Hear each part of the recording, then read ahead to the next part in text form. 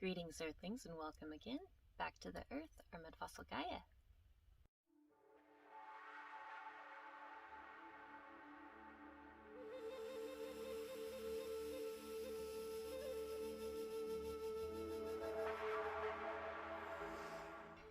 So today I have several stories to share with you. I'm probably going to break this up into like a 3-part series, I think. Because, okay, so the hero twins, there are stories of the hero twins all the way from South America up to North America. Even the Algonquin tribes have stories of the hero twins. So what I'm going to do is share with you a few of the variations of the stories. And of course, then I'll take you to the Google Earth and show you what correlates to the story. Now, there are several geographic locations in each of these stories, and they're very specific, but different.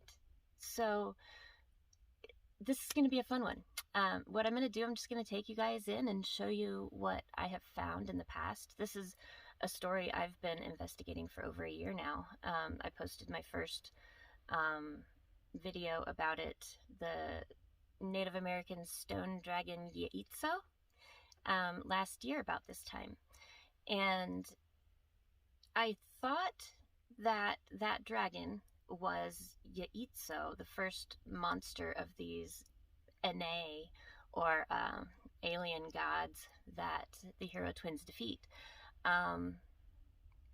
So I thought that was him because they say that the petrified forest is the bones of Yeitso.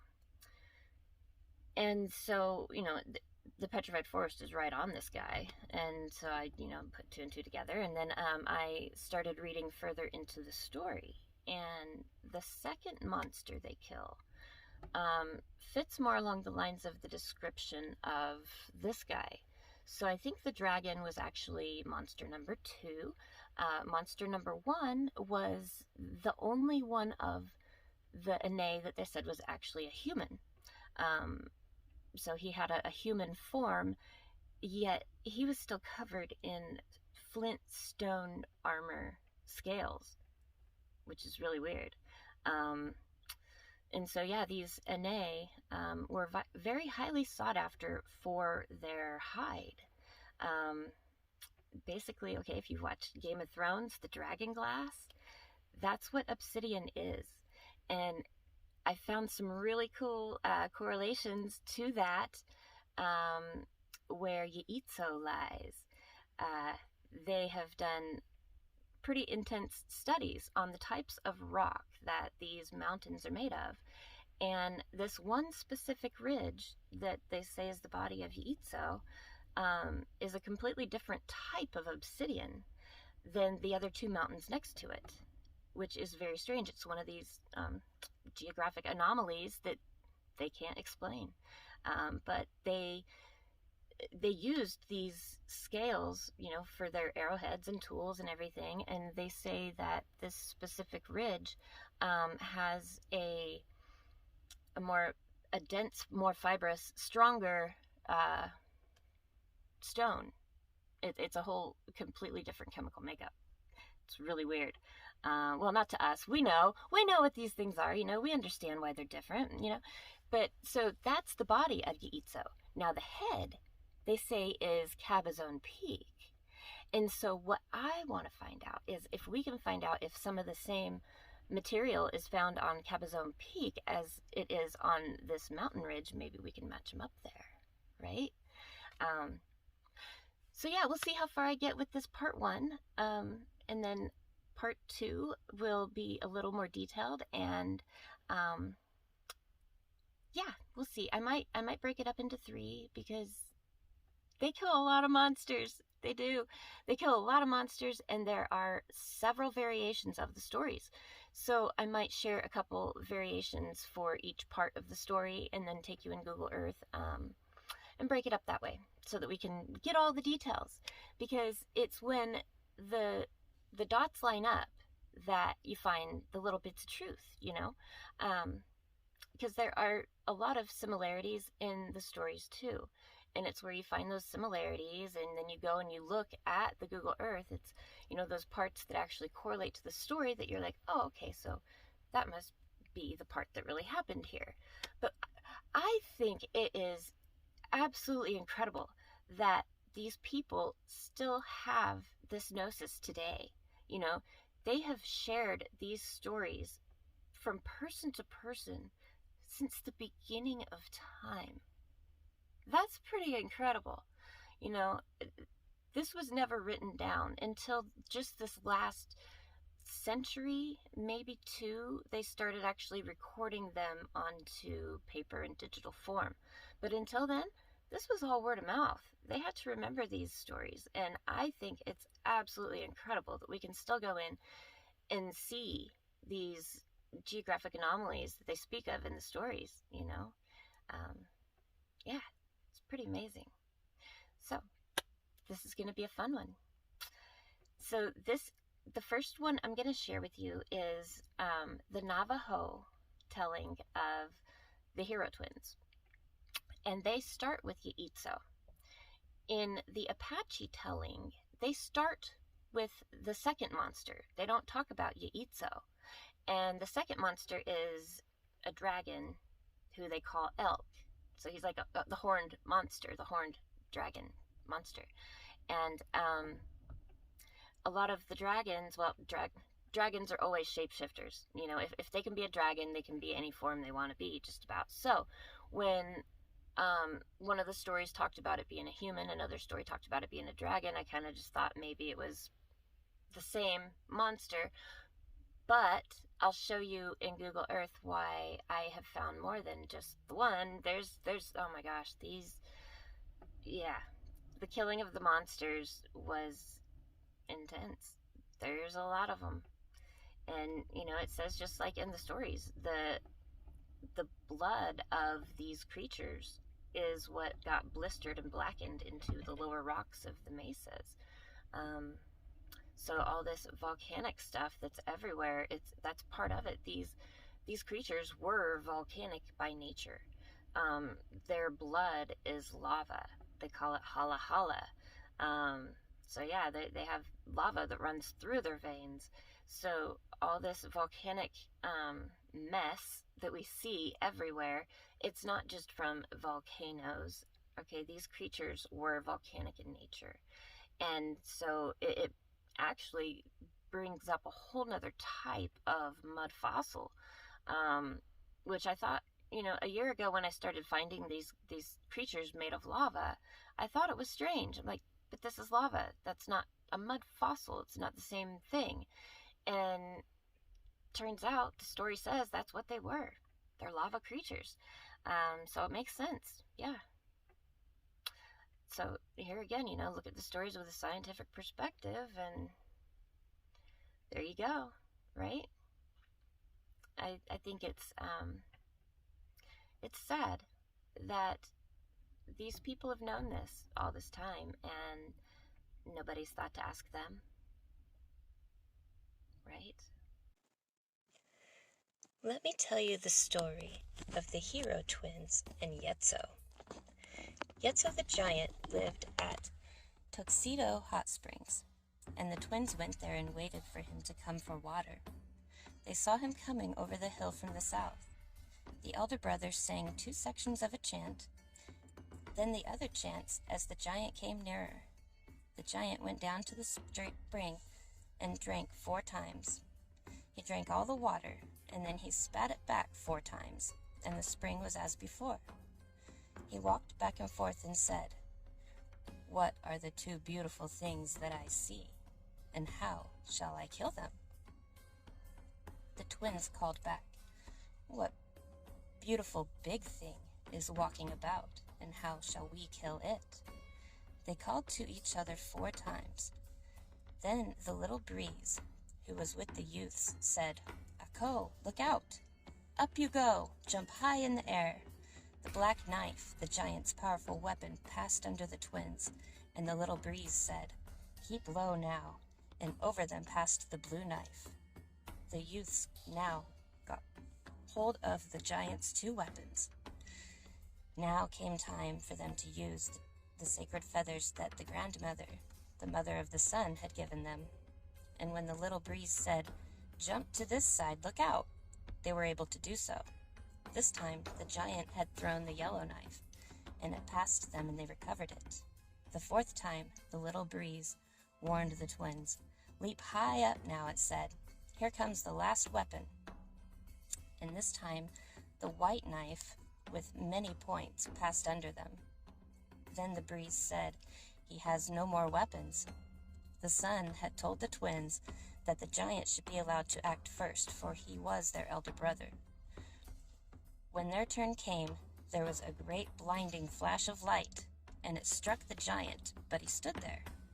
The twins aimed the first knife, the black knife, at the giant. They threw it, but he stood there as before. They aimed and threw the giant's own blue knife at him. It struck him, but he still stood there. The 3rd knife was yellow, and they hit the giant with it, but it did not harm him. But when they hit him with the last weapon, the great white knife, he commenced to fall with a terrible noise. Then the blood began to flow from the giant's mouth, and the little breeze said, "Stop the blood before it runs into the water." So the twins placed a stone knife and an arrow point between the blood and the water. Today you can see a strange formation where the giant's blood flowed, and also where the twins placed the stone knife, there is a big black rock standing. This all happened at Tuxedo, beyond Gallup, and this Mesa Verde side of Sozil, which is Mount Taylor. The twins went to the giant and cut off his scalp. They saw that he was covered with flint armor or clothing made of stone knives. This covered him from neck to his feet. They gathered some of the stone knives and they threw them towards the east, saying, "From now on the people of the earth shall use you. The giant's spirit has departed from you." They threw the rest of the knives to the south, west, and north, and they covered the whole country. The twins, carrying the giant's scalp, started for their home. When they reached there, they hung the giant's scalp on a pole to the east of the hogan, and when they entered the home, they found 3 sitting there. First man, first woman, and the white bead woman were very frightened. They had squeezed themselves against the wall, for they thought that some monsters had arrived to kill them. They did not recognize the twins, for they had been reformed in the house of the sun.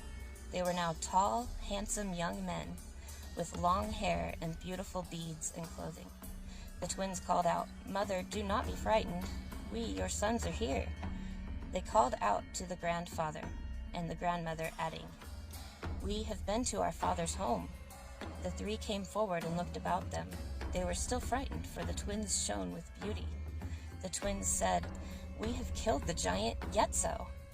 First man said, "No, no one can kill the giant." They said, "But we have the giant's scalp hanging on the pole outside." First woman went outside, and taking down the giant's scalp, chanted and danced, and then hung the scalp on the pole again. She said, "It was by this that I was made to live alone on earth." For long ago, her maidens and her people were destroyed by the sins in the yellow world.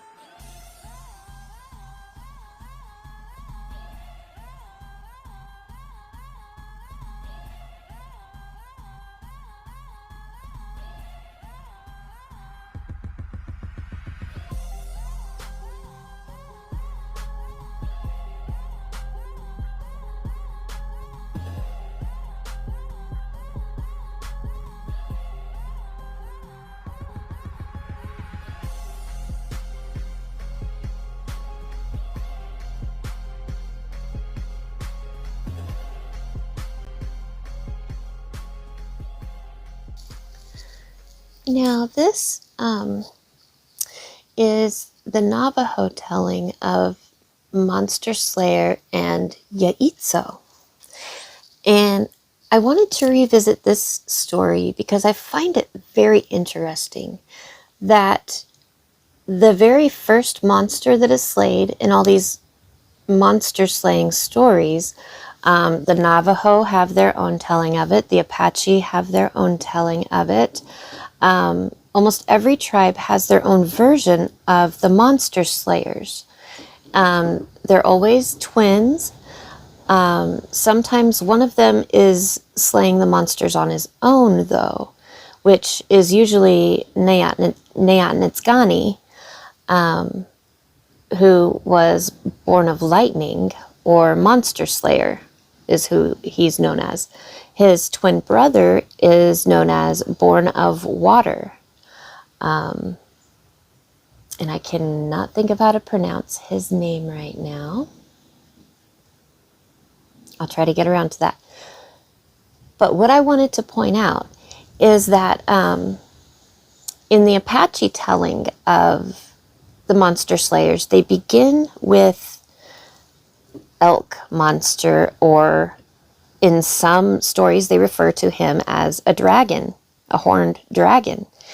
And when they meet, the way that they exchange conversation is very similar in the same way that the Navajo, when they meet this Delgied, or not Delgied, but the Yeitso. When they meet Yeitso, it's like they have these taunts back and forth, and they give him the first shots because he's their elder brother also. He's supposed to be one of their brothers. That he's also one of the children of the sun god. So they always give him the respect of the first shot, just like with the dragon or elk monster. And then there's the 4 layers of scales. Yeitso has 4 layers of scales, and so does this elk monster. And it's the sun god, their father, who helps them in removing these scales to help kill the monster. And so I just find it very interesting that Yeitso, he's supposed to be the only one of these Ane, or alien gods, that is in a human form. He still is covered in scales, which I find very strange. He's a humanoid covered in scales. And these dragons, back in this time of the legend, people, if you were a dragon, you were basically a shapeshifter. You could be human or dragon if you wanted to. So I wonder if Yeitso is the same as this elk monster dragon that they killed, or if it was actually a human. And I'll show you why I think that too, because they get very specific about this lava flow that comes from his mouth. And in one of the stories, like the first one I told you guys about Yeitso, I'm going to leave that video up anyway, because I think it's still kind of relevant in this.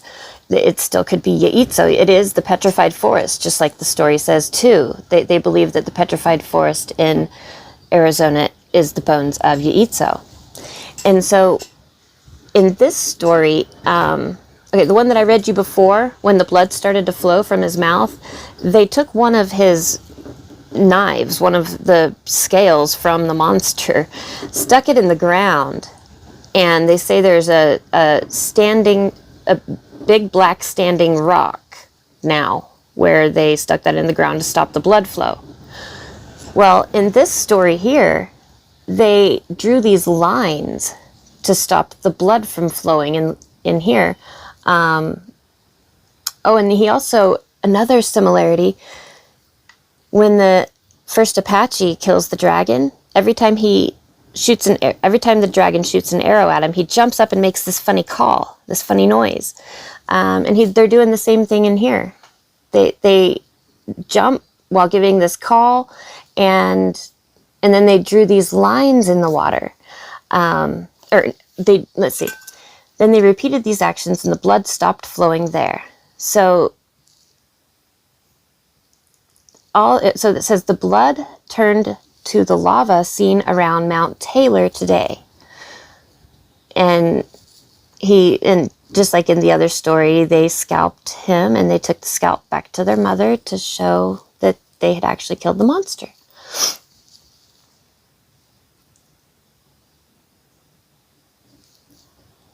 And in this one too, see, there are so many versions to these stories. You guys, it is so hard to pick which one to read, you guys.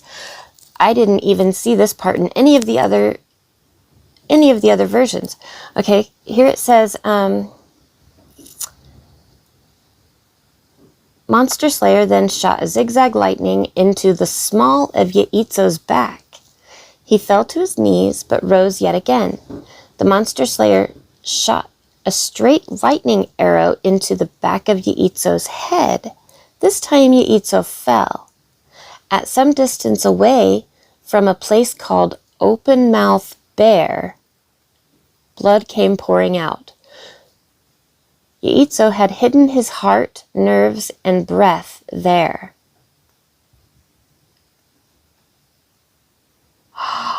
Interesting. The blood from the body and from the distant place moved toward each other. Oh, and then Wind's Child pointed out that should these streams meet, Yeitso would come back to life again. Monster Slayer immediately drew a zigzag line with his club between the streams while giving his call. Like I said, Born for Water drew a straight line between the streams with his club while giving his call. Then they repeated these actions and the blood stopped flowing there. Holy moly. Okay, that's really cool. See, there's so many different little details in each of the variations of the stories. Because in the Navajo one I was going to share with you guys, they do specify that if Yeitso's blood reaches any of the other Ane, that he could come back to life. But it said nothing about Yeitso's actual heart, nerves, and breath being hidden in this place called Open Mouth Bear. Oh, that is interesting. So now I have some more research to do, guys. Okay. So now here's the fun part. Let me show you what I have found. So this dragon here is the one I featured in that video I was talking about, the Native American stone dragon Yeitso. And what's really cool, there is a petroglyph of a dragon that looks just like this guy. And I think it probably still is actually a picture of who this guy is.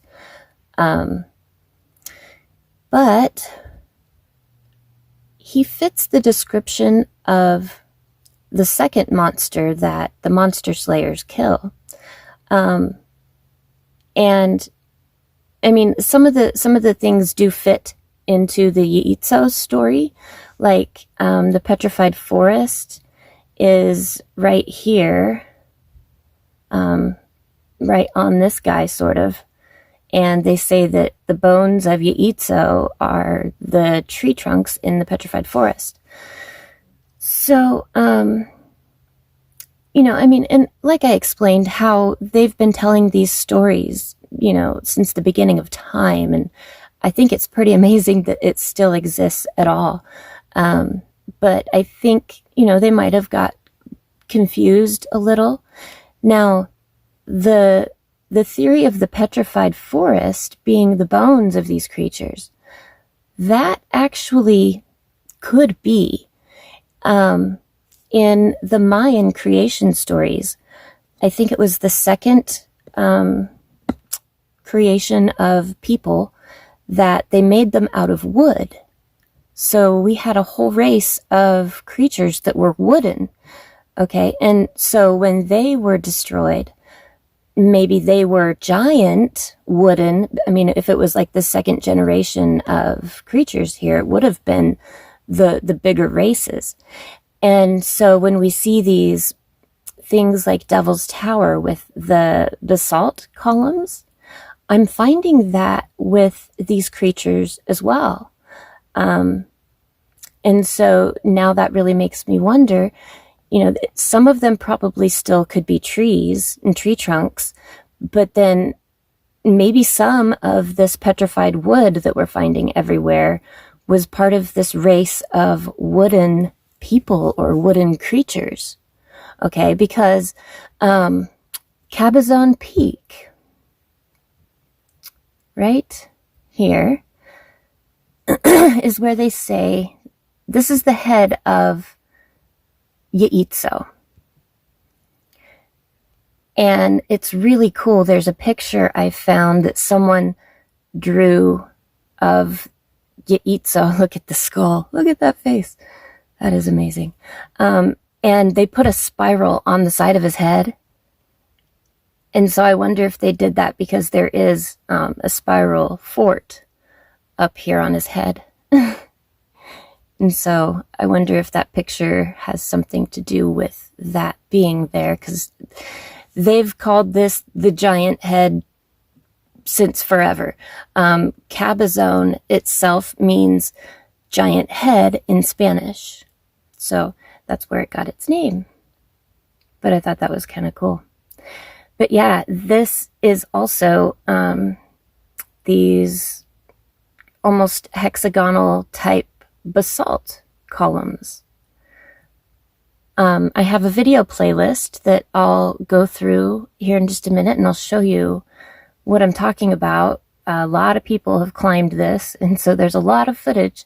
There's even some really good drone footage that I'll throw in there too. But yeah, it's that same like hexagonal basalt type structure, which is very strange. And the body of Yeitso, they say that this whole thing happened. Let me get my bearings here. They say the whole thing happened between Gallup, which is right here, Gallup, New Mexico, and Mount Taylor, which is right here. This is Mount Taylor. And right here, all this lava flow we see by Grants, New Mexico, right here, and over here is what they say is the blood from Yeitso. And so it wasn't until that last story where I heard them say that his blood and things were stored in open mouth bear, and that the two streams of lava were heading towards each other, and that if they would have met, that he would have come back to life. And so I wonder which flow is which, but that makes sense now why there's two different flows. I've been looking for this open mouth bear place. I cannot find it. If anybody knows anything about a place called Open Mouth Bear, it's probably going to be right here in New Mexico, somewhere around Grants. But yeah, that's crazy. And in one of the stories, they said they stuck a giant stone knife, one of the scales of the creature, in the ground. And I haven't been able to find like any standing rock over here. My first thought was Ship Rock because it's like a large standing black rock, right? But he actually goes on to Ship Rock in well, I don't know if it's going to be part 2 or part 3, okay? But it's the third and fourth monsters that he slays. That happens at Ship Rock. It's part of this story. So it's not Ship Rock. And so I'm wondering if there's now one of the twins drew a zigzag line and the other one drew a straight line and stopped the blood flows from meeting. And because there's a lot of, civilization here now in between them, you never know. There could have been some sort of straight line and zigzag line here in between them somewhere.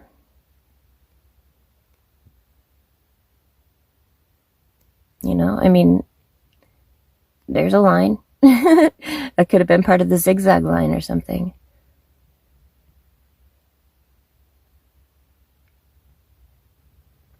I don't know. Very strange. And what's this? A straight line?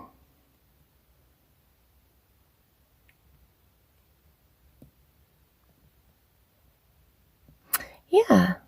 So the head is Cabazon Peak. And there was another video I was watching where these kids were traveling down the road looking at the head, and then he said that the body lies over here by Grants, New Mexico.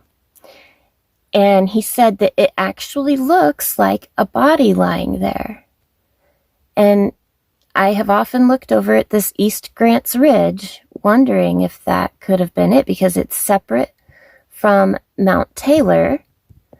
And Mount Taylor has its own story to go along with it. This is one of the sacred mountains of the Navajo. It's Turquoise Mountain. And what's really crazy is all of the sacred mountains at one time were the home of one of the holy people. So this was not only the home of one of these people, there is also the spirit now of Turquoise Boy lives within the mountain. And so I wonder, I think it's both. I think this was a creature. He's kind of like a horned. I'll show you here a little outline. You can see his nose here, and it's like he's got horns, okay? And the body, of course, I can't even try to draw that. This is a huge volcanic mess, they tell us. But now that we know that these creatures were volcanic by nature, that I don't think it was just a volcano, but like you can see his eye right here. His nose comes around. He's got this like beard protrusion thing here, and his neck right there. And it's like he's got big elk type antlers. And so that's another thing I was thinking, maybe this could have been elk. But apparently Mount Taylor was already there before the slaying of elk. And this formation here, this thing is strange. It looks like a big club or a mace or a weapon that this guy here would have been carrying. Really weird. But this right here, this is East Grants Ridge, and it is a different type of obsidian than what they find over here on Mount Taylor. So it's different. And I love it when I find those geographical anomalies like that. They don't know what to think of it. But the story says that they used the creature, from that day on, they used every part of him like they do with the sacred buffalo. They use every part of the creature. So they've like stripped him down, made lots of tools out of his scales, just like they said they would. So, yeah, and if you look at the measurements too, that was another thing I was making sure that, because the head is over here, right here's Cabazon Peak, and it's not this whole thing. It's, the head is just this small part here in the middle. And so when you do the measurements, it's right about what that portion of the body would be if this was the rest of the body. It's just about the right size. Almost exactly. It's like you got a leg here, and the head was up here somewhere. Yeah, and apparently they also mine septarians out of Cabazon Peak, which I find incredibly interesting because I have a theory about septarians or dragon stones that they are created using lightning. And in the story, there was absolutely lightning involved. And so I think that they are like skin cells that were either part of a lightning plasmic type creature, or it's what happens when they get hit by lightning and it vitrifies them and crystallizes their cells in those beautiful crystalline patterns. So, yeah. There's Yeitso. And the second part of the story, I believe, involves this guy here. So, watch for part 2 coming up real soon, and I'll tell you guys the story of this guy.